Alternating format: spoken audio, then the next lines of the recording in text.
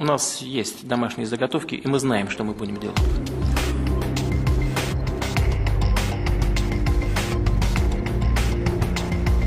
ქვეყნისთვის ყველაზე მნიშვნელოვანი საკითხის 2008 წლის რუსეთ-საქართველოს ომის შესახებ ბიძინა ივანიშვილის ქართული საზოგადოების უმრავლესობისგან განსხვავებული წარმოდგენა აქვს. ამასთან დაკავშირებით ის არა თუ ქართველებს, არამედ თვით ვლადიმერ პუტინსაც კი არაფერს უთმობს. პუტინი და ივანიშვილი ვერთან ხვდებიან, ვინ დაიწყო აგვისტოს ომი. პრეზიდენტი პუტინი აღიარებს, რომ საქართველოში შემოჭრის ფართომასშტაბიანი გეგმა მას ჯერ კიდევ 2006 წელს უკვე მომზადებული ჰქონდა. План был подготовлен генеральным штабом где-то в конце 2006 или в начале 2007 года. Он был мной утвержден, согласован. Более того, в рамках этого плана проводилась и подготовка юго-осетинских ополченцев. ივანიშვილი კი დაჟინებით ამტკიცებს, რომ 2008 წლის აგვისტოში საბრძოლო მოქმედებები საქართველოს დაიწყო. გამართლებად მიმაჩნია აბსოლუტურად, რომ იქ საჯარის მონაწილეები სატყუპანაში მოვიდა და დაიწყეს საომარი მოქმედებები მანამ, სანამ რუსეთმა გადმოლახა საზღვრები. პუტინის გარდა პრემიერი მედვედევიც აღიარებს, რომ საქართველოში რუსული ჯარის შემოჭრა ერთადერთი გამოსავალი იყო ნატოს გაფართოების შესაჩერებლად. Если бы в 2008 году мы дрогнули, уже другая была бы геополитическая раскладка. И целый ряд стран, которые пытались практически искусственно затащить в Североатлантический альянс, скорее всего, был бы там. ივანიშვილს კი მედვედევის ამ განცხადებისაც არ ჯერა და რუსეთის პროვოცირებას მაინც სააკაშვილს აბრალებს.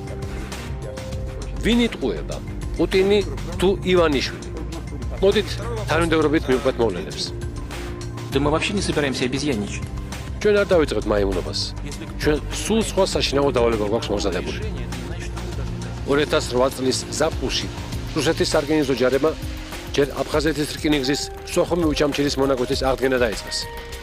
იმავე პერიოდში ჩვეულებრივ მოვლენად იქცა ქართული საჰაერო სივრცის დარღვევა რუსული სამხედრო ავიაციის მიერ. ხოლო ზუსტად როკის გვირაბის მახლობლად კრემლმა ფართომასშტაბიანი სამხედრო წვრთნები კავკასია 2008 დააანონსა. სამხედრო მანევრებს ცხინვალის რეგიონის ქართული სოფლების საარტილერიო დაბომბვა მოჰყვა.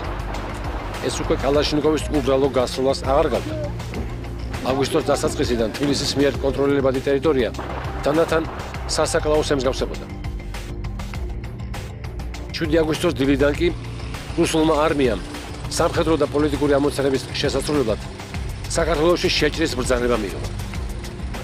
როგორც მინისტრმა ლავროვმა მოგვიანებით აღიარა, არმიის პოლიტიკურ ამოცანას საქართველოს ხელისუფლების დამხობა წარმოადგენდა. საამისოდ კრემლს სათანადო საბაბიც უკვე მომზადებული ჰქონდა. პრეზიდენტ სააკაშვილსა და ქართულ არმიას ბრალი ედებოდა ოსი ხალხის გენოციდში. კრემლის პროპაგანდისტული მანქანა დაუღალავად ლაპარაკობდა თითქოს და მძინარე ცხინვალის დაბომბვის შედეგად დაღუპულ 2007-იან მცხოვრებზე. 2008 წელს ოსების გენოციდის საბაბით სააკაშვილის დამხობის გეგმა კრემლს ჩაუვარდა, მაგრამ 4 წლის შემდეგ მან მაინც მოახერხა საქართველოში ხელისუფლების შეცვლა. ალბათ შემთხვევითი არ იყო პუტინის საჯარო დაინტერესება 2012 წლის საპარლამენტო არჩევნებით. Выборы в Грузии когда? აგვისტოს ომის დაწყების სააკაშვილზე გადაბრალებაც სწორედ ამ პერიოდში გახდა ივანიშვილის საარჩევნო კამპანიის ქვაკუთხედი. ქართული ოცნების მიერ შექმნილი კომისია დღემდე იკვლევს ამ საკითხს. ვინ დაიწყო აგვისტოს ომი? ამ საქმის გამოძიებას იუსტიციის სამინისტრო დღემდე აგრძელებს. რითაც უკვე ოფიციალურ დონეზე მომაკვდინებელ დარტყმას აყენებს ქართულ სახელმწიფოს. მანამდე კი მხოლოდ პრეზიდენტი პუტინი რჩება იმ ოფიციალურ პირად, რომელმაც გასაგებად თქვა, საქართველოში ინტერვენციისა და ტერიტორიების ოკუპაციის გეგმა კრემლს 2006 წელს უკვე მზად ჰქონდა და ეს საშინაო დავალება 2008 წელს განახორციელა. რა გიკეთე გულზე, რა გაკეთე? რა არის ეგ რა საშინაო? ეს არის მახსოვრობა ჩვენ დაღუპული ჯარისკაცების სიბო. ჩვენ და ყველას ექნება საშუალება იაფი ხელმისაწვდომი და ხანგრძლივი ფულის 10 წელი და 10-დან 20 წლამდე არანაკლები 10 წლისა საშუალება იქნება ფულის. ქართული ოცნების ეს წინა საარჩევნო პროგრამა 2012 წლის თებერვალშია გამოცემული. 70 გვერდიან ბუკლეტში თემატურადაა განაწილებული ის დაპირებები, რომლის შესრულებასაც ბიძინა ივანიშვილი და ქართული ოცნება საკუთარ თავზე იღებდა. ოქტომბრის ბოლოდანვე თქვენ გაგინახებდებათ მარტო გადასახადები. იმიტომ რომ ესაა მიშას ქურდული წილი. წელიწადი მოვანდობეთ ელიტური ჯიშის კარტოფილის წესი რომ გამოგვიყვანა და გაისისთვის იმდენი გვაქვს რომ მთელ საქართველოს ეყოფა და დაურიგებთ უფასოდ. ყველა სასულოს უნდა კონდეს სოლარიუმი, ეს მოხდეს საშუალებას რომ მთელი წლის განმავლობაში ეყოლება ტურისტები ასეთ უნიკალურ ქვიშას, რომელიც არის ურიკის პლაჟი. ის რომ ელექტროენერგია დღეს ევროპული საშუალო ფასია და ის რომ სხვა გადასახადების თუგნებავთ გაზის გადასახადიც ევროპულს უთანამდებელ ამის, აი ეს არის აბსოლუტური აბსურდი. აი ახლა ბიძინა ივანიშვილი ჩადებს მილიარდ სოფლის მეურნეობის აღორძინებაში. ითო სოფელს საქართველოში ერგება 5 მილიონი. იქნება ნულოვანი კრედიტები, მრავალწლიანი. ეს იქნება უმეტესილად უფასო და სადაც იქნება პროცენტი, იქნება 1, 2 და მაქსიმუმ 3% იქნება გადასახადი. შეიძლება მართლაც ევროპაც გავაოცო ისეთი დემოკრატია შექმნა საქართველოში. 2012 წლის საპარლამენტო არჩევნებზე ბიძინა ივანიშვილმა და ქართულმა ოცნებამ ამორჩევლის მხარდაჭერა მიიღო და ხელისუფლების სათავეში მოვიდა. მართალია, მას შემდეგ ივანიშვილის გეგმები ცოტა შეეცვალა. მეორე წელიწადი იქნება უკვე საგრძნობელი, საგრძნობლად უკეთესი. მესამე იქნება ის, რომ მოსახლეობის დიდი ნაწილი ამას უკვე საკუთარ ჯიბესა და საკუთარ ოჯახებზე იგრძნობენ. მას შემდეგ თითქმის 6 წელი გავიდა. ქართული ოცნება კვლავ ხელისუფლებაშია. თუმცა სადაა ივანიშვილის ზუსტი გათვლებით ახდენილი ოცნებები, ამომრჩეველი დღემდე ვერ ხედავს. დამი კონკრეტულად ჩემი გამონათქვამი, ან ჩემი პარტიის წევრების გამონათქვამი, ჩვენ დავდივდით და ვერ ვაკეთებთ. ფინანსთა სამინისტროს მონაცემებით, საქართველოს საგარეო ვალი 6 წლის მანძილზე გაიზარდა 6-ზე მეტი მილიარდი ლარით. ხოლო საშინაო ვალი თითქმის 2 მილიარდი ლარით. მარტივად რომ ვთქვათ, ივანიშვილი ყოველწლიურად 1,5 მილიარდ ლარს ადებდა ვალად საქართველოს, რომელიც მომავალში ჩვენმა შვილებმა და შვილიშვილებმა უნდა გადაიხადონ. 2003 წელს, ანუ პრეზიდენტ შევარდნაძის მმართველობის დროს, პენსია იყო $6.5 პრეზიდენტ სააკაშვილის დროს $73, ხოლო ივანიშვილის პენსია $72. ანუ რეალურად ოცნების მმართველობის დროს პენსია კი არ გაზრდილა, არამედ პირიქით შემცირებულა. თუ გავითვალისწინებთ იმ ფაქტს, რომ ქვეყნის ყველაზე ასაკოვანი ფენა პენსიის უდიდეს ნაწილს მედიკამენტებში ხარჯავს, ხოლო ფარმაცევტულ პროდუქციას საქართველოს დოლარში ყიდულობს და აგრეთვე თუ გავიხსენებთ, რომ გაიზარდა კომუნალური და სხვა გადასახადები, ასევე გაძვირდა საკვები პროდუქტები. წარმოვიდგინეთ, როგორ დაუმძიმდა ცხოვრება ჩვენი ქვეყნის ყველაზე დაუცველ ადამიანებს. რიცხვების უტყუარი ლოგიკის მიუხედავად, ბიძინა ივანიშვილი ამტკიცებს, რომ მაკროეკონომიკური გარემოთი საქართველოს ისეთ ქვეყნებსაც კი უსწრებს, როგორიც არის საფრანგეთი, ბელგია, ირლანდია და ევროკავშირის კიდევ ბევრი სხვა ქვეყანა. 2014 წელს საქართველოს ეკონომიკა იყო ყველაზე მზარდი და არათუ რეგიონში, არამედ მთელს ევროპაში. შესაძლოა ეს ვირტუალური რეალობა სოლოლაკისა და შეკვეთილის სასახლებიდან მართლაც ასე მოჩანდეს, მაგრამ არა იმ ადამიანების თავშესაფრებიდან, რომელთა შემოსავალი დღეში $2-მდეა. 205 საწარმო დავაფინანსეთ უკვე. 205 საწარმო საოცრება ხდება. სინამდვილეში UNICEF-ის კვლევის თანახმად 2017 წლის ღარიბთა მაჩვენებელმა 21.7%-ს მიაღწია, ხოლო უკიდურესად გაჭირვებულთა რაოდენობამ 5%-ს. ანუ როგორც უკიდურესად გაჭირვებულთა რიცხვი, ასევე სიღარიბის მაჩვენებელი 3 და მეტი პროცენტით გაიზარდა. მიუხედავად ამისა, ივანიშვილი ამბობს, რომ მას ქვეყნის განვითარების გეგმა 2030 წლამდე აქვს მოფიქრებული. თუ ივანიშვილმა ეგრეთ წოდებული გასაოცარი დემოკრატიით მოახერხა ბოლო 2 წელიწადში ღარიბთა რაოდენობა 18-დან 21.7%-მდე, ხოლო უკიდურესად გაჭირვებულთა რაოდენობა 2-დან 5%-მდე გაიზარდა, დარწმუნებით შეიძლება ითქვას, რომ 2030 წლამდე ღარიბთა რაოდენობას თითქმის გაორმაგებს და 51%-ს გახდის და ყოველ მეოთხე ჩვენთაგანს გააღატაკებს. ეს კი ქართული სახელმწიფოს დასასრული იქნება. 20 წელიწადი სჭირდება იმას, რომ ევროპის მსგავსი ქვეყანა აშენდეს საქართველოში. ხეებსაც მივწვდით და ბუნებასაც მივწვდა ჩემი სიყვარული და ეს უნდა წარმოაჩინო, რომ თითქოს მხოლოდ ხეებია. ეს ხუდადოვის დღეა. სწორედ ამ სახელით მოაღწია ჩვენამდე 1893 წელს მტკვრის მარცხენა სანაპიროს ფერდობზე გაშენებულმა მწვანე მასივმა. ქალაქის მაშინდელი სათათბიროს წევრის ნიკო ხუდადოვის ინიციატივით სახაზინო მიწაზე ტყის გაშენება დაიწყო. ექიმი ნიკო ხუდადოვი მე-19 საუკუნის ბოლოს გარდაიცვალა. თუმცა ტყის გაშენების ამ ორიგინალური იდეის გამო დედაქალაქის ისტორიაში ის დღემდე მნიშვნელოვან ადგილს იკავებს. ხუდადოვის ტყისგან განსხვავებით, ამ პარკის გაშენების ისტორია სულ სხვაა. საქართველოში ერთ-ერთი უძველესი პარკის გაშენების ამბავი უცნობი ქართველი ქალისა და სპარსი დიდებულის უიღბლო სიყვარულს უკავშირდება. 1828 წელს ირანიდან დევნილ მუშტაჰედთა სულიერ ლიდერს ფეთეხ აღა სეიდს თავმჯდომარეებმა ივან პასკევიჩმა ქალაქიდან მოშორებით მტკვრის მარცხენა სანაპიროზე 5 ჰექტარი მიწა გამოუყო. 6 თვეში ფეთეხ აღა სეიდი დაქვრივებულა. მარტო დარჩენილი მთელ დღეებს გარდაცვლილი ცოლის საფლავზე ვარდების დარგვაში ატარებდა. გარდა ვარდებისა, მუშტაჰედთა ლიდერმა იქვე სხვადასხვა ჯიშის ხეთს დარგო. იმ დროიდან მოყოლებული სპარსი დიდებულის გაშენებულ პარკს ოდნავი სახეცვლილებით დღემდე მუშტაედის პარკად მოიხსენიებენ. ასევე კერძო ინიციატივითაა გაშენებული ბათუმის ბოტანიკური ბაღი, რომ აღარაფერი ვთქვათ თბილისის ბოტანიკურ ბაღზე, რომელიც უკვე 4 საუკუნის წინ ქართლ-კახეთის მეფის როსტომ ხანის ბრძანებით გაშენდა და უკვე მაშინ ასრულებდა დენდროლოგიური პარკის ფუნქციას. შეკვეთილში შავი ზღვის პირას დენდროლოგიური პარკის გაშენების სურვილი აქვს ბიძინა ივანიშვილსაც. თუმცა ხუდადოვის, მუშტაჰედთა ლიდერისა თუ როსტომ ხანისგან განსხვავებით, მილიარდერმა პარკის გაშენების სულ სხვა მეთოდი აირჩია. მან ხის ნერგების გახარების ნაცვლად პირდაპირ ასლოვანი ხეების გადარგვა გადაწყვიტა. სხვადასხვა ადგილიდან თხრის მათ და თავის აგარაკზე გადააქვს. ისთვისაც არც სახელმწიფო სახსრებს ზოგავს და არც ეკოლოგიას. ასე აღმოჩნდა მაგალითად ახლად შექმნილ პარკში 47 მეტრის სიმაღლის 650 ტონიანი ხე, რომელსაც ადგილი შეუცვალეს და ბუკნარიდან შეკვეთილში გადაიტანეს. ასლოვანი ტიტის გადასაადგილებლად ტყის მასივში სპეციალურად გაიჭრა 500 მეტრის ბეტონის ფილებით მოწყობილი გზა. ამოითხარა 3 მეტრის სიღრმის და 50 მეტრი რადიუსის ორმო, საიდანაც გაიტანეს 23,500 კუბური მეტრი მიწა.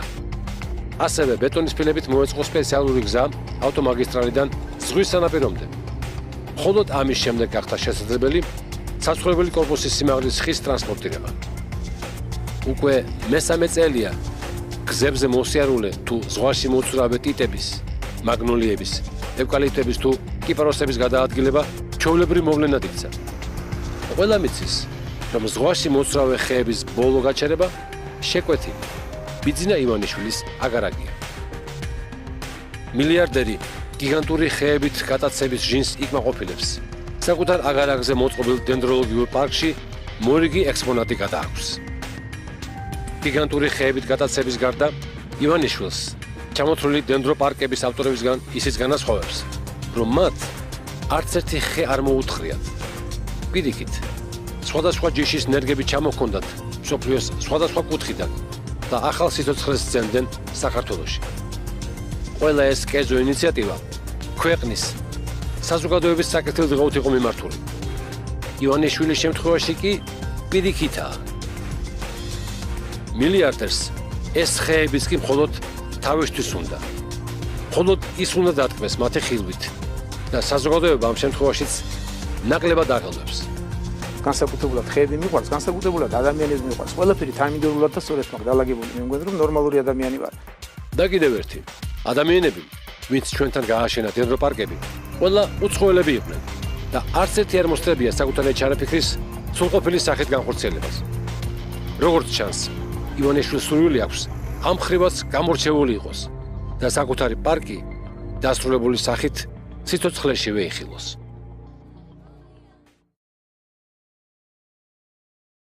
ეს რაღაც ეტაპზე და გარკვეული დრო გაძრდის კრიმინალს. საზოგადოება ამას გაგებით უნდა მოეკიდოს და უნდა გავიჭიროთ. დაყაჩაღებული ბანკები, სუპერმარკეტები და ბენზინგასამართი სადგურები. შეკვეთილი მკვლელობები და გატაცებული ადამიანები. ასეთია ბოლო წლების ყოველდღიურობა. სწორედ ასეთი კრიმინალური ქრონიკა მიიღო ქვეყანამ 2012 წლის 12 დეკემბრის შემდეგ. ანუ მას შემდეგ, რაც ქართულმა ოცნებამ საყოველთაო ამნისტიის კანონი მიიღო. ზუსტად ერთ კვირაში პრეზიდენტ სააკაშვილის მიერ დადებული ვეტო ოცნების 91-მა კანონმდებელმა დაძლია და დოკუმენტს პრეზიდენტის ნაცვლად პარლამენტის თავმჯდომარემ მოაწერა ხელი. ამ პარლამენტმა თავი დაამტყბახსოვრა ხალხს მხოლოდ ორი რამით. პრეზერვატივებზე უსუსების აკრძალვით და პედოფილების და ჯაშუშების გარეთ გაშვით. საყოველთაო ამნისტიის კანონი 28 დეკემბრიდან ძალაში შევიდა. ახალი წლის დღეებში ციხის საკნები 8463 პატიმარმა დატოვა. 762-ს სასჯელი გაუნახავდა, ხოლო 7828-ს სასჯელი შეუმცირდა. ქართული ოცნების ეს ჰუმანური აქცია, რომ ქვეყანაში კრიმინოგენული ვითარების გაუღარესებას გამოიწვევდა, ამის შესახებ არა მარტო ნაციონალური მოძრაობა, არამედ შინაგან საქმეთა სამინისტროც საუბრობდა. თუმცა პრემიერმა ივანიშვილმა ყველას მოუწოდა გაგებით მოკიდებოდნენ კრიმინალის ზრდას. რაღაც დროებით ალბათ რაღაც იქნება აფეთქებები მაქვს სვედობაში, რომ სადაც მანქანა გატეხეს, სადაც მინა გატყდა დამატებით და მოსახლეობამ გაგებით მოეკიდოს. რამდენადაც ეს პროცესი არის ჰუმანური და აუცილებელია საზოგადოებისთვის. როდემდე უნდა შეგუებოდა ქვეყანა კრიმინალური ვითარების გაუღარესებას, პრემიერს მაშინ არ დაუზუსტებია. ივანიშვილის ამ ეპოქალური განცხადებიდან 3 თვეც არ იყო გასული, რომ კრიმინალის ზრდა უკვე ციფრებში აისახა.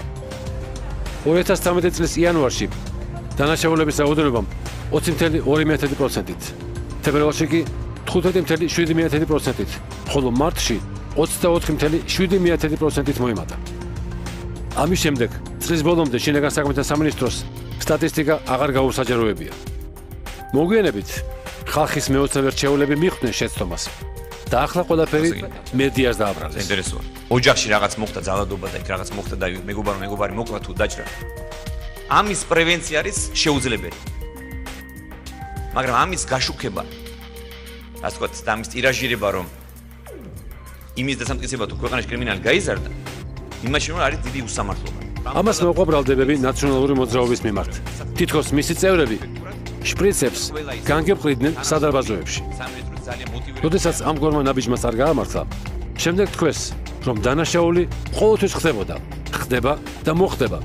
თუმცა რა რაოდენობით და რა ინტენსივობით ეს აღარ გაშიფრეს. ბოლოს კი საერთოდ გაჩუმდნენ. საყოველთაო ამნისტიით მარტო ჩვეულებრივი მსჯავრდებულები არ გათავისუფლებულა. პენიტენციალური სისტემის დაწესებულებები დატოვეს ასევე განსაკუთრებით საშიშმა მსჯავრდებულებმაც. მათგან 175-ს ოცნების ხელისუფლებამ პოლიტპატიმრის სტატუსი მიენიჭა. პოლიტპატიმართა სტატუსით საკნები დატოვეს ჯაშუშობაში ბრალდებულმა შკრილნიკოვმა და გევორქიანმა, სეპარატისტმა ჩახალიანმა, სერიულმა მკვლელმა მარეკ დუდაევმა, ასევე პროფესიონალმა პუტჩისტმა ოტანაძემ, ნარკომოვაჭრე ირაკლი ქორიძემ. პოლიტიკური მოტივით გათავისუფლდა ცნობილი ტერორისტი ახმედ ჩატაევიც. ციხის დატოვების შემდეგ პირველ 3 წელში განმეორებითი სასჯელი ჩაიდინა 1075-მა ამნისტირებულმა. ბევრი მათგანს ციხეში ხელმეორე დაბრუნება მკვლელობის გამო მოუწია. უკვე მე-6 წელია ქვეყანა გაზრდილ კრიმინალს ეგუება და მდუმარედ გაყურებს იუსტიციის სახლთან აღმართულ ძეგლს, როგორც კრიმინალური რენესანსის სიმბოლოს.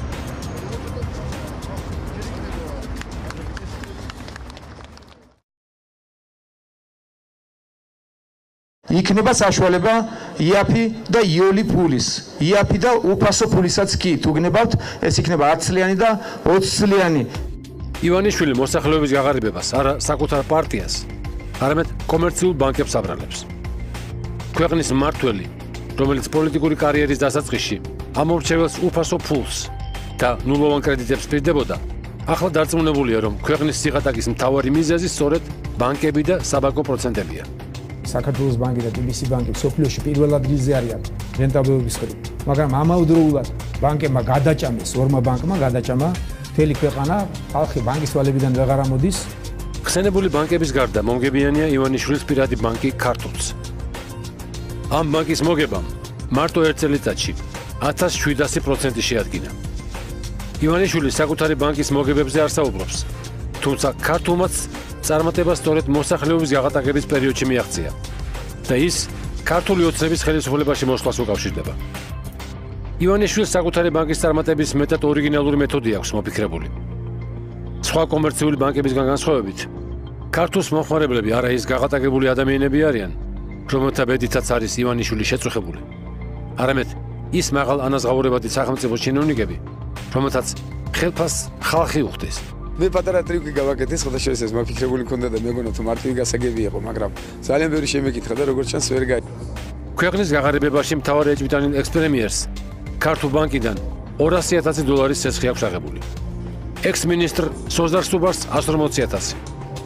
ხოლო ყოფილ ვიცე-პრემიერ ქუმსიშვილს $20,000. $3 მილიონი აქვს ყოფილ დეპუტატ გოგი თოფაძეს. ასევე მრავალათასიანი კრედიტები აქვს გამოტანილი ქართული ოცნების მოქმედ და ყოფილ დეპუტატებსაც. ასე კლავს ივანიშვილი ერთი გასტროლით ორ კურდღელს. უფასოდ ყიდულობს ჩინოვნიკების პოლიტიკურ მორჩილებას და ხალხის ფულს. ჩანს ივანიშვილი უფასო ფულში სწორედ ამ სქემას გულისხმობდა, როცა ხალხს წინა საარჩევნოდ გამდიდრებას და კრედიტების გასტუმრებას პირდებოდა. ივანიშვილი საკუთარი ბანკის მოგებისთვის სხვა პოლიტიკურ მეთოდსაც იყენებს. მაგალითად არჩევნებს. 2016 წლის საპარლამენტო არჩევნების წინ ივანიშვილმა საკუთარ პარტიას $1 მილიონი ასესხა. პარტიამ კი საბაკო უზრუნველსაყოფად საარჩევნო კანონის ის მუხლი მიუთითა, რომელიც ბარიერ გადალახული პარტიებისთვის სოლიდურ დაფინანსებას ითვალისწინებდა. მართალია ქართული ოცნება პარლამენტში ქართულ ბანკის მილიონიანი დავალიანებით შევიდა, მაგრამ მიიღო სახელმწიფო დაფინანსება. ივანიშვილის პარტიამ არათუ ბარიერი გადალახა, არამედ საკონსტიტუციო უმრავლესობაც აიღო. სახელმწიფოსგან მიღებული მილიონიანი დაფინანსებით კი საკუთარი პარტიის ვალი დაფარა. საარჩევნო ხმებში გადახდილი ფული ივანიშვილისთვის ამჯერადაც უფასო აღმოჩნდა. ადამიანებს, ვინც ქართული ოცნების სასარგებლოდ ხმები გაყიდეს, თანხა არა ივანიშვილმა, არამედ ბიუჯეტმა გადაუხადა. აი უფასო ფულის შოვნის კიდევ ერთი მეთოდი ივანიშვილისგან. უკვე მეექვსე წელია გრძელდება სახელმწიფო ფულის გადადინება ივანიშვილის ჯიბეში. ამ ფონზე გადაჭამა თუ არა მხოლოდ ორმა ბანკმა ქვეყანა საკმაოდ დიდ ეჭვს აჩენს. ამ ეჭვს ისიც აძლიერებს, რომ საბანკო რეკეტი ივანიშვილს არასდროს გაუპროტესტებია. პირიქით, გაღატაკებულებს პირადი ბანკირების აყვანასაც ურჩევდა. ამასობაში კი ქვეყანაში სიღარიბე იმდენად გაიზარდა, რომ ამ მაჩვენებლით მხოლოდ ტაჯიკეთსა და ყირგიზეთს ჩამორჩებით. ფული კი, რომელიც ადამიანების და ქვეყნის კეთილდღეობას უნდა მოხმარდეს, ივანიშვილს და მისი ჩინოვნიკების პოლიტიკურ მორჩილებას ხმარდება. კორუფციას ყველგან დახართ. სახელმწიფო არ არსებობს, სადაც სახელმწიფო ხელს კორუფცია არ ჩაუდენია. მე მიყვარს ჩვენი ისტორია, მე ძალიან მიყვარს ჩვენი კულტურა და ძალიან ვცდილობ, რომ როგორმე დავეხმარ. 500-ზე მეტი ძეგლი აღვადგინეთ, არავინ არ იცის, ამაზე არავინ არ საუბრობს. ბიზინა ივანიშვილი ბოხუმის არქეოლოგიურ ინსტიტუტს მსოფლიო აფერაში ადანაშაულებს. ივანიშვილისა და ქართული ოცნების მტკიცებით, საყდრისთან დაკავშირებულ ისტორიას რეალობასთან კავშირი არ აქვს და ის მხოლოდ გრანტების მისაღებად გამოგონილი მითოლოგიაა. ივანიშვილი დღემდე დარწმუნებულია, რომ 2006 წელს ქართულ-გერმანული არქეოლოგიური ექსპედიციის დასკვნა 5500 წლის წინ საყდრისის მაღაროებში ოქროს მოპოვებაზე არის ჩვეულებრივი ტყუილი, რასაც სააკაშვილი იყენებდა სოფლიოს მოსატყუებლად. ივანიშვილი საყდრისით 2012 წლის შემდეგ დაინტერესდა, როცა დაბა კაზრეთში ოქროს მომპოვებელმა კომპანიამ RMG Gold-მა საყდრისის დანგრევა გადაწყვიტა. დანგრევამდე კი ივანიშვილის მთავრობას საყდრისის ბორცვზე არსებული მაღაროსთვის კულტურული მემკვიდრეობის სტატუსის მოხსნა მოსთხოვა. საყდრის კულტურული მემკვიდრეობის სტატუსი 2006 წელს მიენიჭა. ქართულ-გერმანულმა არქეოლოგიურმა ექსპედიციამ სენსაციური აღმოჩენის შემდეგ დაადგინა, რომ მაღაროში ნაპოვნი ნახშირის არტეფაქტები სულ მცირე 5000 წლის იყო. ბოხუმისა და ციურიხის იონურ ლაბორატორიებში დამტკიცდა, რომ საყდრისში ნაპოვნი სინჯების ასაკი მართლაც უძველესი იყო და საყდრისის მაღარო სოფლიოს კულტურის საგანძურს წარმოადგენდა. ამ დასკვნების შემდეგ საყდრისის ბორცვი სოფლიოს არქეოლოგებისთვის ყველაზე საინტერესო ობიექტად იქცა. სოფლიოს პრესტიჟულ სამეცნიერო კონფერენციებზე ზედიზედ კეთდებოდა მოხსენებები საყდრისის აღმოჩენაზე და საქართველოს ადგილზე სოფლიო ცივილიზაციაში. საყდრისის უნიკალურობიდან გამომდინარე, Volkswagen-ის ფონდმა საყდრისის შემდგომი კვლევებისთვის €800,000 გამოყო. სოფლიოს სამყარო სატელევიზიო არხებმა დოკუმენტური ფილმებიც კი მიუძღვნეს ამ უნიკალურ აღმოჩენას. სწორედ ასეთი უნიკალური ძეგლის დანგრევაზე სთხოვდა თანხმობას RMG Gold ივანიშვილს და მის მთავრობას. ეს არ იყო მხოლოდ კულტურული მემკვიდრეობის საკითხი. გერმანიაში კარგა ხანი არსებობს მუზეუმებად გადაკეთებული ისტორიული მაღაროები, რომლებიც მილიონობით ტურისტს იზიდავენ და მომგებიან კომერციულ პროექტებს წარმოადგენენ. ნაცმოძრაობის წარმომადგენლები ფსევდო კულტურის დამცველების მეშვეობით 3000 ოჯახს ებრძვიან. ეს არის ყოველდღე დაუშვებელი და მე გაძლევთ პირობას. სიტყვას გაძლევთ, რომ თქვენ და თქვენს კომპანიას ვერავინ ვერ გააჩერეთ. საღდრისისთვის ამგვარი პერსპექტივა სრულიად რეალური იყო, მაგრამ თითქმის 6 თვიანი ფიქრისა და არქეოლოგებთან დავის შემდეგ ივანიშვილმა სხვაგვარად გადაწყვიტა. ჯერ ევროპული ლაბორატორიების დასკვნები არასაკმარისად მიიჩნია, ხოლო შემდეგ კულტურის მინისტრს საღდრისის როგორც კულტურული მემკვიდრეობის ძეგლის სტატუსის შესასწავლად სპეციალური კომისიის შექმნა დაავალა. კომისიის 11 კაციან ჯგუფს სულ რაღაც 2 დღე დასჭირდა იმის დასადგენად, რომ საღდრის შეცდომით ჰქონდა მინიჭებული ისტორიული ძეგლის სტატუსი. ივანიშვილის მთავრობას გაუჭირდა რეალისტურად შეეფასებინა კომპეტენციური სხვაობა ევროპულ ლაბორატორიების დასკვნებსა და კულტურის სამინისტროს კომისიის შორის. სამაგიეროდ ეს სხვაობა საზოგადოებამ დაინახა და პირველად აჩვენებში გამარჯვების შემდეგ საპროტესტო აქციები დაუპირისპირდა ივანიშვილის გეგმებს. საზოგადოებისა და ივანიშვილის ორწლიანი დაპირისპირება საღდრისის აფეთქებით დასრულდა. დღემდე საღდრისის ბორცვზე არქეოლოგების ნაცვლად ტრაქტორები მუშაობენ. უნიკალური მაღარო კი საბოლოოდ გამქრალია საქართველოს ისტორიიდან. თქვენ ახსენეთ საღდრისის ძეგლი განადგურებულია. აფეთქებული. რა არის აფეთქებული? საღდრისის მაღარო აფეთქებული, რაც უნდა აფეთქებულიყო. პროექტებს მოვიყვანთ ესე ვთქვათ ეკონომიკის შუაზე და ნორმალურ პროექტებს გავაგრძელებთ და განვახორციელებთ. თბილისის შემოვლითი რკინიგზა ერთ-ერთი პირველი პროექტი იყო, რომელიც ბიძინა ივანიშვილის შავსიაში მოხდა. ქართული ოცნების ჯერ კიდევ ხელისუფლებაში მოსვლამდე სადავო გახდა პროექტი, რომელზეც უკვე 213 მილიონ დოლარზე მეტი იყო დახარჯული, რაც მთლიანი სამუშაოების 65% შეადგენდა. ხელისუფლებაში მოსვლის შემდეგ პრემიერ ივანიშვილის ერთი სატელევიზიო კომენტარი სრულიად საკმარისი აღმოჩნდა, რომ მთავრობას შემოვლითი რკინიგზის მშენებლობა შეაჩერებინა და სატრანსპორტო ნაგებობა ერთ-ერთ ყველაზე ძვირ დეკორაციად ექცია. შემოვლითი რკინიგზას რომელსაც აკეთებდნენ 25% დამცირებდა რეალურად გამტარებულებას ჩვენი რკინიგზის და ესეც აბსოლუტურად გაუთვლელი და ბავშვების დონეზე იყო გააზრებული. მშენებლობა 2013 წელს უნდა დამთავრებულიყო და ნავთობი და სხვა ქიმიური ნივთიერებებით დატვირთულ ეშელონებს თბილისის ცენტრიდან ბევრად მოშორებით გარეუბანში უნდა ემოძრავა. ახალი ხაზი გაევლიდა ავჭალისა და გლდანის ტერიტორიებს. თბილისის ზღვის ჩრდილოეთით მდებარე მაღლობს და შეუერთდებოდა სადგურ ლილოს. რაც შეეხება სამგზავრო მატარებლებს, ახლა დაშენებული სადგური დიდუბე მოემსახურებოდა დასავლეთით მიმავალ მგზავრებს, ხოლო აღმოსავლეთით მიმავალ მგზავრებს სადგური ნავთლუღი. ამ სადგურებს შორის გამოთავისუფლებული 75 ჰექტარი მიწის ფართობზე კი 21 საუკუნის თბილისის მშენებლობა იგეგმებოდა, რაც დედაქალაქს მთლიანად გაათავისუფლებდა საცობების ტყვეობისგან. უკვე მე-6 წელია შემოვლითი რკინიგზის მშენებლობა ჩიხშია. დღემდე მთავარი მეოცნებე კვლავ იმ აზრზეა, რომ შემოვლითი რკინიგზა სააკაშვილის სხვა უაზრო პროექტებთან ერთად უსარგებლოა ქვეყნისთვის და მისი დასრულება არ ღირს. სხვა ბევრი უაზრო პროექტებთან ერთად ეს პროექტიც აბსოლუტურად არასასარგებლოა ქვეყნისათვის. 6 წლის წინ, როცა შემოვლითი რკინიგზამ ასეთი შეფასება დაემსახურა ივანიშვილისგან, ჟურნალისტებს არ ჩაუზუსტებიათ, თუ რომელ პროექტებს გულისხმობდა სხვა უაზრო პროექტებში ახალი პრემიერი. მიუხედავად ამისა, ზოგიერთი მათგანის გამოცნობა ნამდვილად არ არის რთული.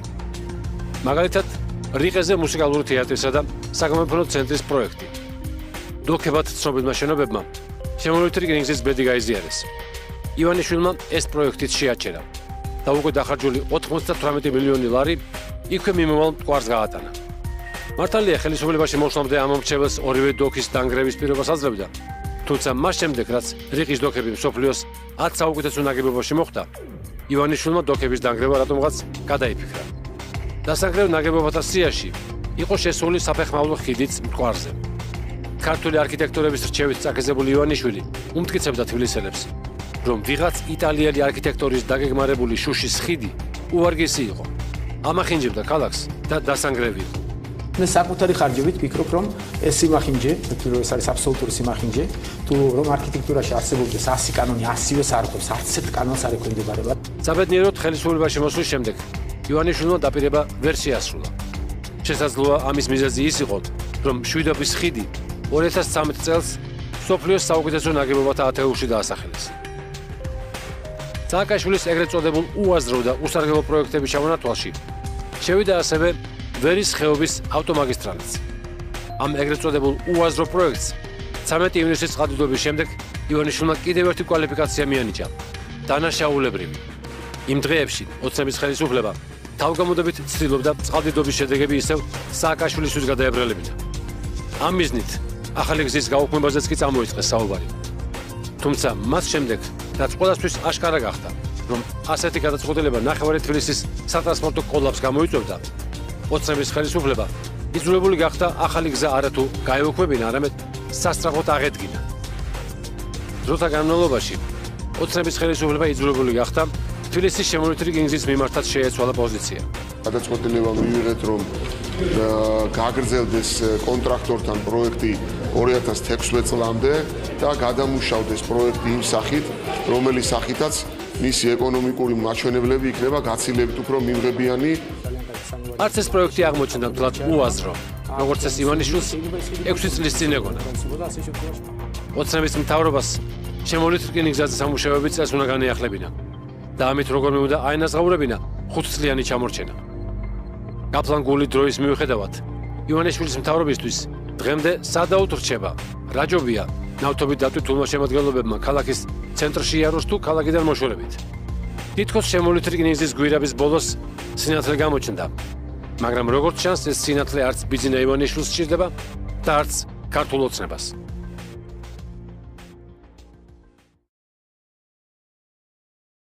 როდესაც მე პოლიტიკაში შემოსვლა გადავწყვიტე, სააკაშვილმა გაიტაცა ეს იდეა და სასწრაფოდ გააკეთა ტექნოლოგიური უნივერსიტეტი. ამ შტამბეჭდავ შენობაში ქართულ-ამერიკული ტექნოლოგიური უნივერსიტეტის გახსნა იგეგმებოდა.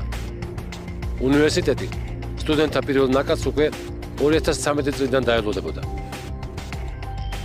უნივერსიტეტი 1000 წლების გამოწვევის პროექტის ფარგლებში იხსნებოდა და კორპორაციის ახალ პროექტს წარმოადგენდა. 2011 წელს საქართველოს ხელისუფლებამ შენობის ასაშენებლად 40 მილიონი ლარი გამოყო. 2012 წლის ზაფხულში მშენებლობა დამთავრდა. საპარლამენტო არჩევნების წინ კი ბათუმში ჩასულმა პრეზიდენტმა სააკაშვილმა საზეიმოდ აუწყა ბათუმელებს მშენებლობის დასრულება და ქვეყანას ახალი საერთაშორისო მასშტაბის უნივერსიტეტის დაარსება მიულოცა. ბათუმში ლექციების საკითხვა ჩანიშნეს მასაჩუსეტსის, სტენფორდის, პრისტონის თუ იელის უნივერსიტეტების ლექტორებმა. ტურისტული რუკის პარალელურად ბათუმი საერთაშორისო საუნივერსიტეტო რუკაზეც მოინიშნა. ხარისხიანი განათლების მიღების იმედი გაუჩნდა იმ ხელმოკლე ახალგაზრდებსაც, ვის ოჯახებსაც სწავლის საფასურის გადახდა არ შეეძლოთ. ივანიშვილმა ბათუმი საუნივერსიტეტო ქალაქად დაიწუნა და ახალ საუნივერსიტეტო ქალაქად თბილისი გამოაცხადა. ყველაფერი კი უნივერსიტეტისთვის აშენებული 37 სართულიანი შენობის კრიტიკით დაიწყო.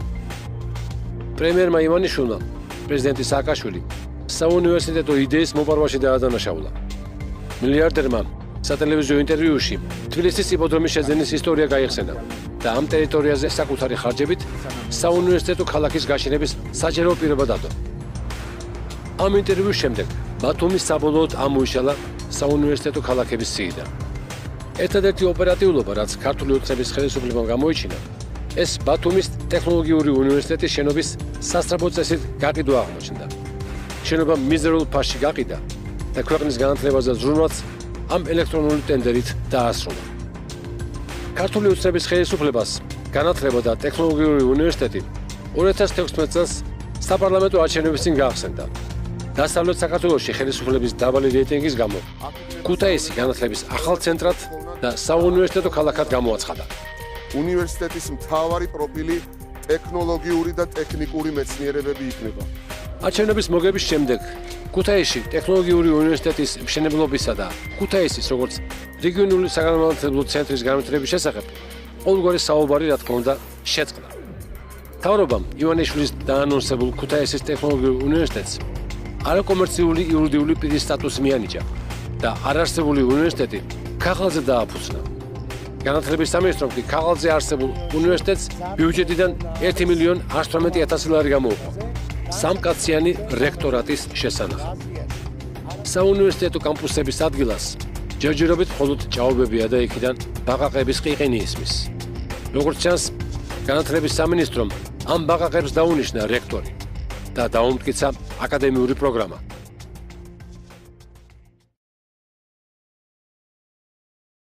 ლაზიკას რაც შეეხება, ეს ყველაზე დიდი ანეკდოტია ის, რასაც სააკაშვილი ყვება და ყველაზე სასაცილოდ გახადა ეს ჩვენი ისტორიული სახელი.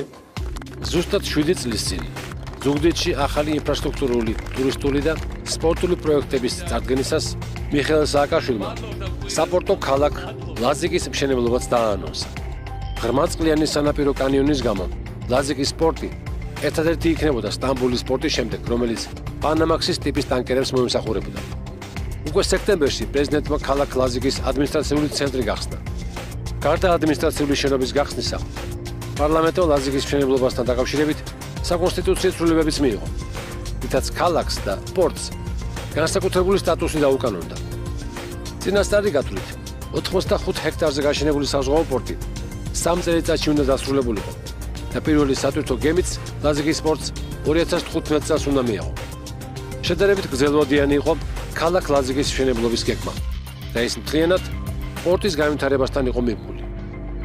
იმ დროს, როცა პრეზიდენტი სააკაშვილი და მთავრობა ლაზიკის პორტისა და ქალაქის მშენებლობის სატენდერო პირობებს აზუსტებდნენ, ბიძინა ივანიშვილი წინასაარჩევნო მარათონში იყო ჩაბმული და ლაზიკის პროექტის აბსურდულობას ამორჩეველს უთკიცებდა. რა ვის უნდა ეს ქალაქ ჯერით უნდა აშენდეს?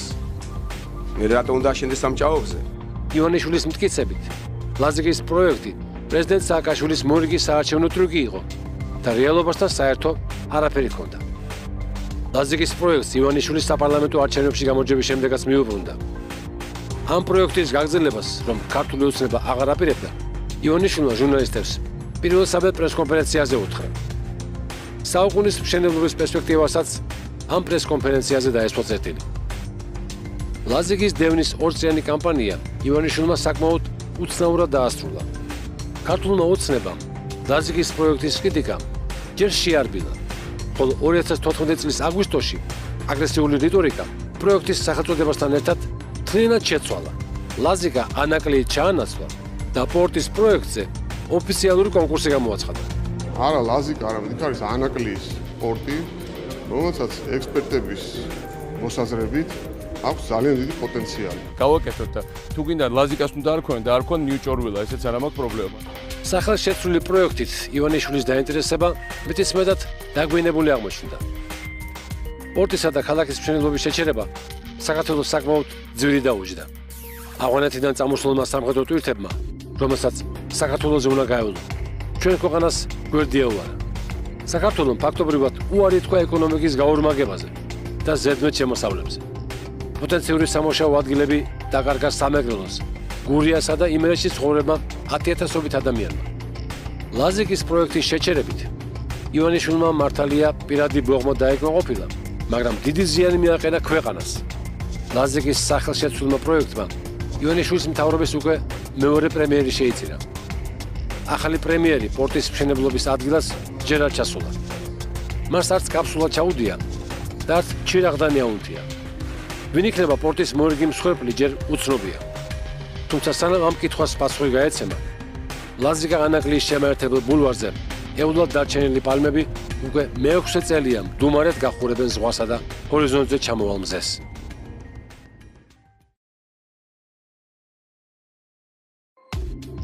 უკვე მე-6 წელია ივანიშვილი და ქართული ოცნება ხელისუფლებაშია. მაგრამ მათ მიერ გაკეთებული საქმეებიდან რეალურად მხოლოდ კრიმინალებისთვის დადგმული ძეგლი, უსუსებიანი პრეზერვატივების კანონი და შეჩერებული პროექტები თუ მოგაგონდებათ. ქვეყანაში დრო გაჩერებულია და საათი ისევ 2012 წლის 1 ოქტომბერს უჩვენებს. ივანიშვილმა თავისი მმართველობა საარჩევნო პერიოდში დახარჯული ფულის დაბრუნებით დაიწყო და დღესაც იმავეს აგზელებს. ქვეყანა კი დააპაუზა და რით დასრულდება ეს არავინ იცის. საქართველოში არ შეჩერებულა არც ერთი ინფრასტრუქტურული პროექტი, გონივრული სახელმწიფოური პროექტი, რომელიც მიზანს ახავს პირველ რიგში ადამიანების ცხოვრების გაადვილებას და რა აღშენებლობის ყალბის როთის შექმნას. ქართულ ოცნებას ქვეყნის განვითარებისთვის საკმარის და აუცილებელ პირობად ჯერჯერობით მხოლოდ ივანიშვილის კერძო პროექტების განხორციელება მიაჩნია. მაგალითად, ხეების მოთხრა და შეკვეთილში გადატანა, პანორამა თბილისის მშენებლობა, ბიტკოინების გამომუშავება და მიწის ნაკვეთების ერთლარად გაჩუქება. ამავე დროს ქართულ ოცნებაში დღესაც მტკიცეს ჯერათ, რომ ყველა ის სახელმწიფო ინფრასტრუქტურული პროექტები, რომელიც წინა ხელისუფლების დროს დაიგეგმა ან განხორციელდა, სრულიად უსარგებლო, ან უფრო მეტიც, ზიანის მომტანი იყო. ოცნების ხელისუფლების მტკიცებით, ახლა დაშენებული სიღნაღი, ბათუმი, მესტია, ქუთაისისა თუ თელავის ცენტრები, ავტობანები, ქვეყნის სწრაფი განვითარების ყალბსურათს ქმნიდა. ოღონდ რას ნიშნავს ამ შემთხვევაში ყალბი და ნამდვილი? ამ საიდუმლოს მეოცნებეები დღემდე არ ამხელენ. არავის გაუშიფრავს მაგალითად ბათუმში აშენებული ჰილტონის, შერატონის, რედისონისა თუ ჰაიატის სიყალბე. ქართული ოცნება დღეს დუმს წარსულში მის მიერ სამშენებლო მითებად წოდებულ ისეთ პროექტებზე, როგორიცაა რესტავრირებული რაბათი, თეთნულდის და გოდერძის სამთო კურორტები, საირმისა თუ წყალტუბოს დასასვენებელი კომპლექსები. სააკაშვილი ერთ გზას ხსნიდა ორი ხედით. ჯერ დააღემ ნაკეთ მხარეს გადაიღებდნენ, შემდეგ მეორე მხარეს. ეს ხო რეალობდა ხალხს ატყუებდნენ, რომ ისინი ხსნიდნენ კილომეტრებს. სააკაშვილის სამშენებლო მითოლოგიის ჩამოშლას და ალბომშევლისთვის ყალბი წარმოდგენების გაფანტვას ქართული ოცნება ხელისუფლებაში მოსვლისთანავე შეუდგა. ილუზიების ნგრევა სწორედ იმ ქალაქიდან დაიწყო, საიდანაც წლების წინ ქვეყნის შენება. ბათუმში შეჩერდა ტრამპ ტაუერის პროექტი, რომლის დაწყება სააკაშვილის დროს თვითონ ამერიკის დღევანდელმა პრეზიდენტმა დონალდ ტრამპმა დააანონსა. ივანიშვილმა უარი თქვა ბათუმის საზღვაო აკვატორიის გაფართოებაზე, რომელსაც მსოფლიოს ერთ-ერთი ცნობილი კომპანია როიალ კარიბიანი გეგმავდა. არ მოინდო არც იახტ-კლუბის მშენებლობა. მეტად უცნაური მიზეზით დაიბლოკა ბათუმის ბულვარისა და ბათუმი-გონიოს დამაკავშირებელი საფეხმავლო ხიდის მშენებლობაც. ქართული ოცნების დასკვნით, ჭაობზე გამავალი ხიდი იქ მობინადრე ამერიკულ ყარყატს საფრთხეს შეუქმნიდა. პროექტიც გაურკვეველი ვადით შეაჩერეს. არადა 25 კილომეტრიანი ბულვარი ყველაზე დიდ ტურისტულ ზოლს ქმნიდა შავი ზღვის სანაპიროზე. შეჩერდა ბათუმის სარფის დამაკავშირებელი ხიდის აგება მდინარე ჭოროხზე და ბათუმი-ადიგენის საგზაო მაგისტრალის მშენებლობაც. მშენებლობები არათუ შეჩერდა, არამედ საერთოდ არ დაწყებულა სამეგრელოში. გაჩერებულია ინფრასტრუქტურული პროექტები კახეთში. დღემდე თაროზეა შემოდებული გომბორის 8 კილომეტრიანი გვირაბის პროექტი, რომელიც 30 წუთში დააკავშირებდა თელავს თბილისთან. დაიხურა თელავის რეაბილიტაციის პროექტიც. 2012 წლის შემდეგ აქ საერთოდ ჩაკვდა სამშენებლო პროცესი. ანალოგიური ვითარებაა გურიაში. უკვე მე-6 წელია გრძელდება საუბარი ბათუმის აეროპორტის გურიაში გადმოტანაზე, თუმცა უშედეგოდ. შეჩერდა ასევე ცნობილი ბრენდის ზარას სამკერვალო ფაბრიკის მშენებლობა ოზურგეთში. აღარავის ახსოვს კობი-ქვეეთის 9 კილომეტრიანი გვირაბის გაყვანა, რომელიც სასიცოცხლო მნიშვნელობისაა მთიანეთისთვის და სატრანსპორტო ინფრასტრუქტურისთვის. უკვე დიდი ხანია შეჩერებული პროექტები ქართული ოცნების უმთავრესი სავიზიტო ბარათია. როგორც ჩანს, ეს ივანიშვილის სტილია, რომელიც თავისი კერძო პროექტების შეჩერებით დაიწყო და შემდეგ მთელ ქვეყანაზე გავრცელა. სიმბოლურ ფასად ყიდულობს მიწასა თუ შენობა ნაგებობებს ქალაქის საუკეთესო ადგილებში. საინვესტიციო ვალდებულებებისგან თავისუფლდება და შემდეგ ეს ტერიტორიები მიგდებულია. არაფერი შენდება. დღეს მთელი ქვეყანა ლაგუნა ვერეს ყოფილი სამკერვალო ფაბრიკისა თუ იპოდრომის მსგავსად უმოქმედო მდგომარეობაშია.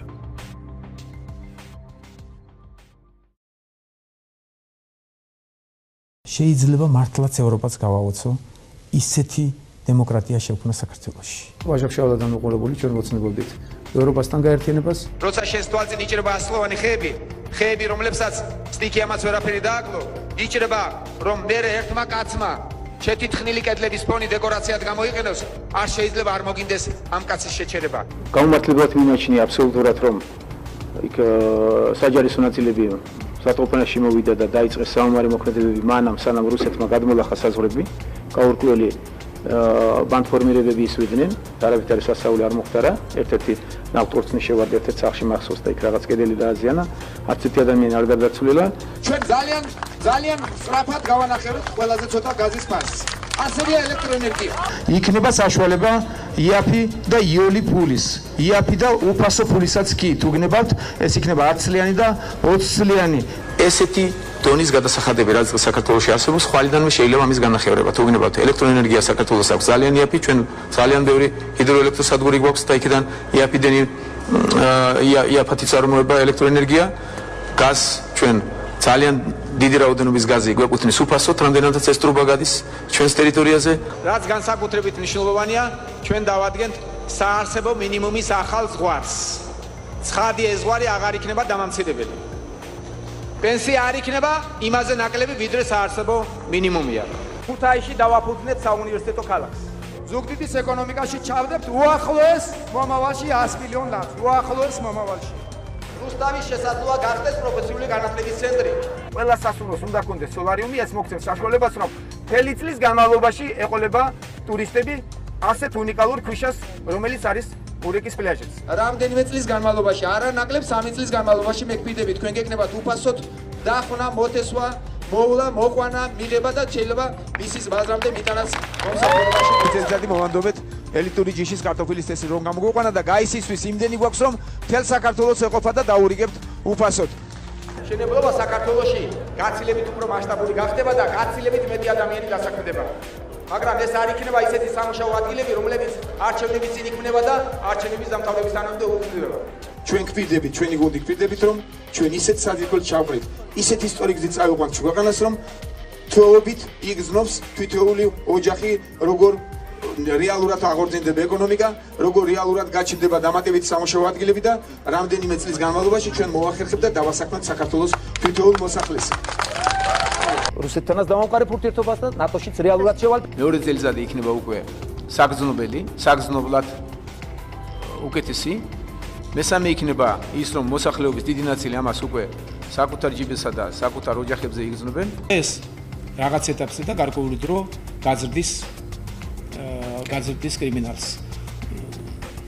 საზოგადოება ამას გაგებით უნდა მოეკიდოს და უნდა გავიჭიროთ. ყველა კლიენტ, ვინც მიდის ბანკის მომსახურებას ვებულობს, მაქსიმალურად მეტი ინფორმაცია უნდა მოითხოვოს ბანკისგან და უნდა მოითხოვოს პირადი ბანკირი. კორუფციას ყველგან დახათ. სახელმწიფო არ არსებობს, სადაც სახელმწიფო ხელს კორუფცია არ ჩაუდენია. ყველას უნდა ხონდეს სუფთა, არ უნდა შეეშინდეს გახდის და დანახვების. ძალიან თანმიმდევრული ვარ. ძალიან ვიცავ ჩემს წინანათქვამებს, ამაზე მაქვს პრეტენზია. მე არ მგონია, რომ ჩვენ დაპირებების რომელიმე ნაწილი არ შევასრულოთ. მე პატარა ტრიუკი გავაკეთე, სხვადასხვა ეს მაფიქრებული მქონდა და მეგონა თუ მარტივი გასაგები იყო, მაგრამ ძალიან ბევრი შემეკითხა და როგორც ჩანს ვერ გაიგეს.